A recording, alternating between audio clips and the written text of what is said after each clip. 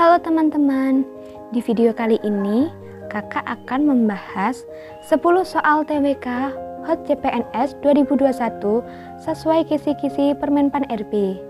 Ini video yang kedua yang membahas terkait tes wawasan kebangsaan. Sebelum kakak lanjut, jangan lupa klik subscribe and like ya. Oke, langsung saja kita bahas. Soal nomor 1. Pancasila sebagai ideologi terbuka harus berorientasi pada masa depan dan mampu melihat semua kemungkinan yang dapat terjadi pada masa sekarang.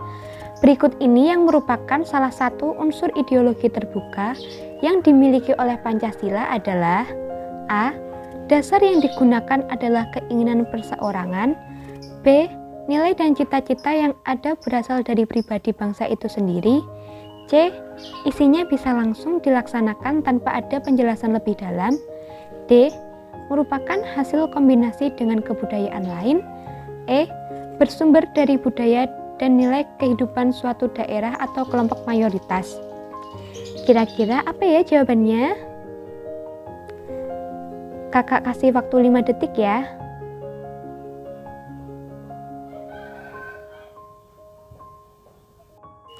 Jawabannya adalah B. Nilai dan cita-cita yang ada berasal dari pribadi bangsa itu sendiri.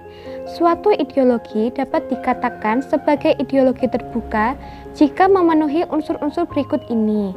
Pertama, nilai dan cita-cita harus berasal dari kebudayaan masyarakat itu sendiri. Kedua, dasar pelaksanaan ketatanegaraan yaitu berdasarkan musyawarah mufakat dan bukan dari suatu kelompok saja. Ketiga, isinya tidak dapat langsung dioperasionalkan karena harus melalui penjabaran yang mendalam. Kita lanjut soal nomor 2. Pancasila mengandung nilai-nilai luhur yang dijadikan tolak ukur dalam melaksanakan pembangunan nasional, baik perencanaan, pengorganisasian, pelaksanaan, pengawasan, maupun evaluasinya. Pernyataan tersebut merupakan pengertian fungsi Pancasila sebagai titik-titik-titik A. Pandangan hidup bangsa. B. Paradigma pembangunan nasional. C. Moral pembangunan. D. Cita-cita dan tujuan nasional. E. Pengamalan Pancasila. Kira-kira jawabannya apa ya teman-teman? Jawaban yang benar yaitu C. Moral pembangunan. Pancasila mengandung nilai-nilai luhur yang dijadikan tolak ukur dalam melaksanakan pembangunan nasional, baik perencanaan, pengorganisasian, pelaksanaan, pengawasan, maupun evaluasinya. Pernyataan tersebut merupakan pengertian fungsi Pancasila sebagai moral pembangunan. Soal nomor 3. Berikut ini yang bukan merupakan contoh pengamalan Pancasila sebagai paradigma pembangunan nasional adalah A. Pembangunan harus bersifat praktis. B. Pembangunan harus menghormati HAM. C. Pembangunan harus dilaksanakan secara demokratis. D. Pembangunan harus diprioritaskan pada taraf minimum keadilan sosial. E. Pembangunan tidak boleh bersifat ideologis. Kira-kira apa ya jawabannya teman-teman?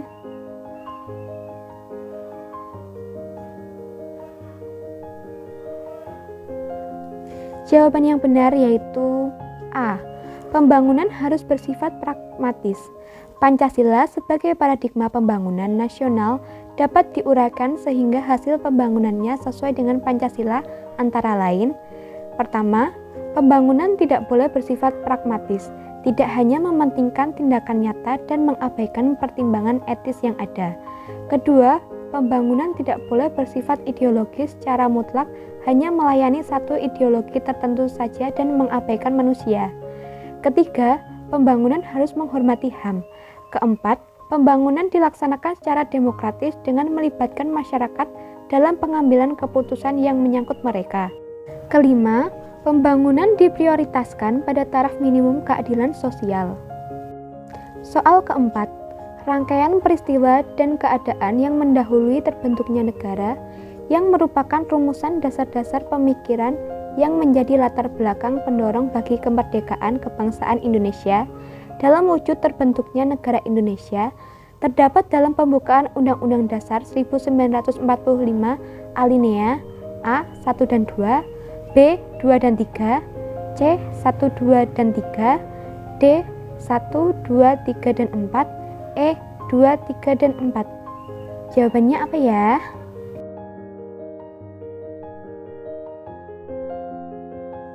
Jawaban yang benar yaitu C, alinea 1, 2, dan 3.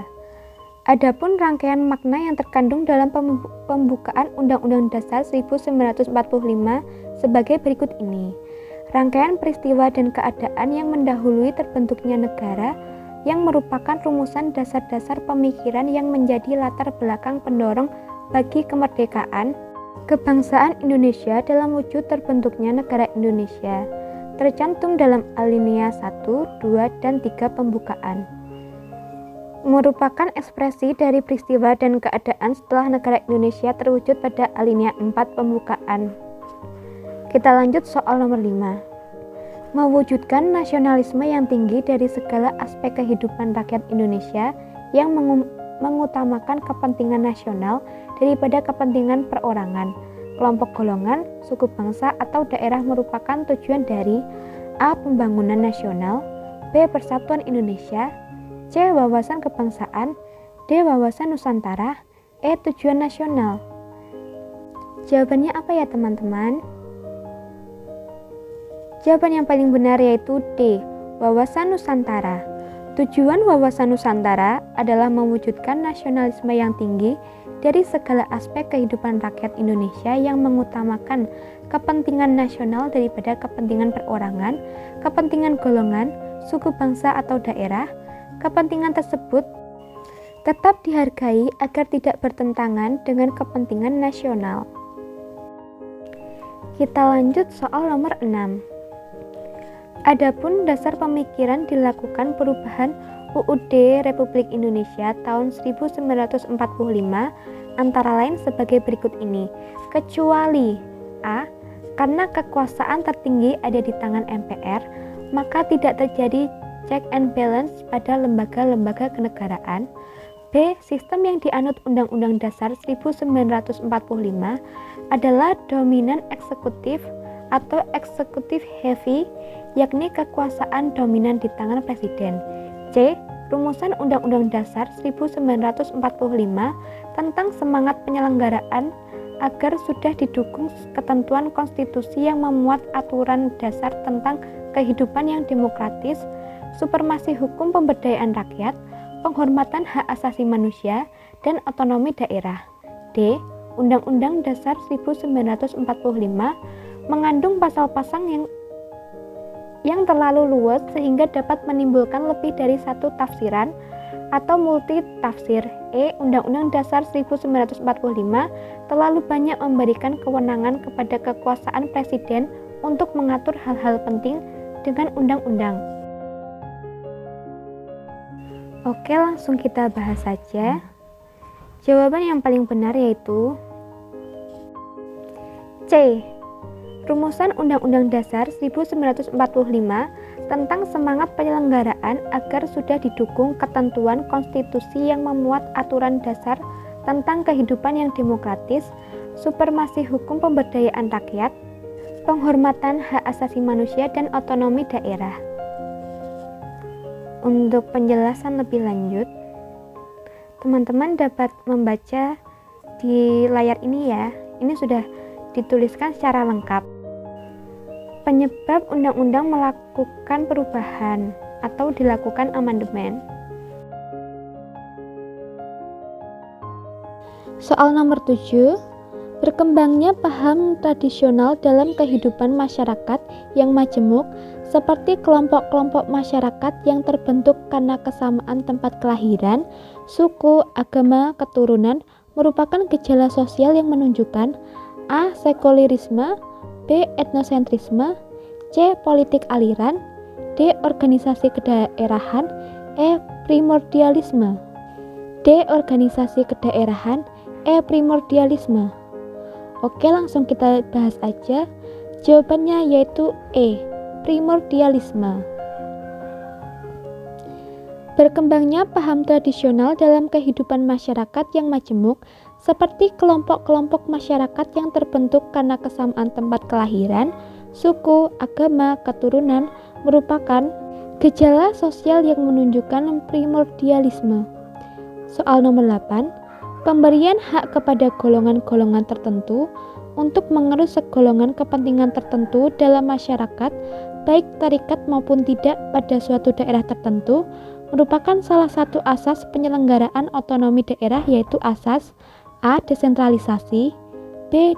Dekonsentrasi, C. Tugas pembantuan, D. Desentralisasi fungsional, E. Desentralisasi teritorial.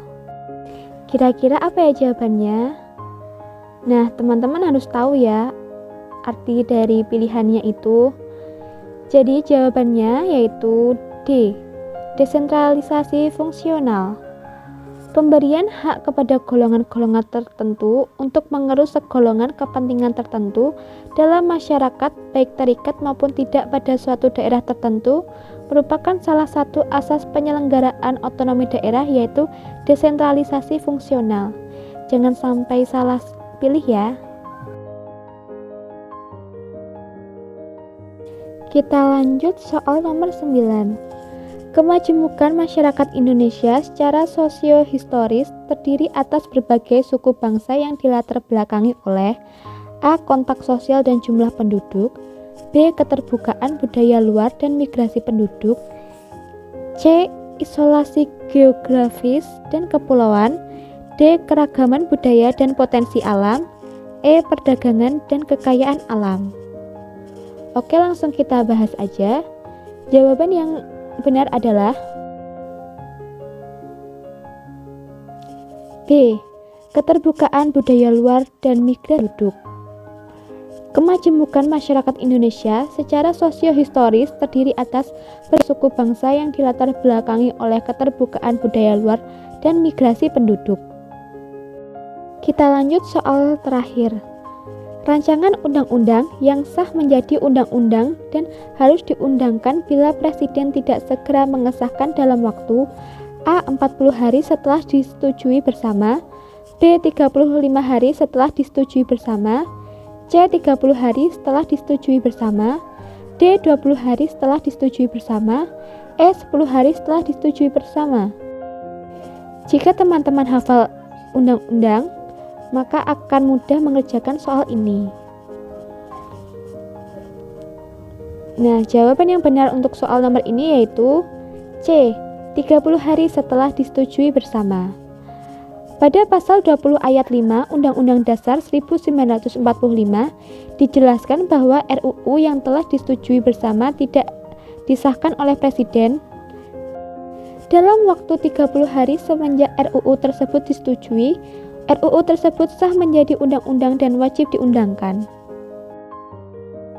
Nah, itu dulu ya pembahasannya.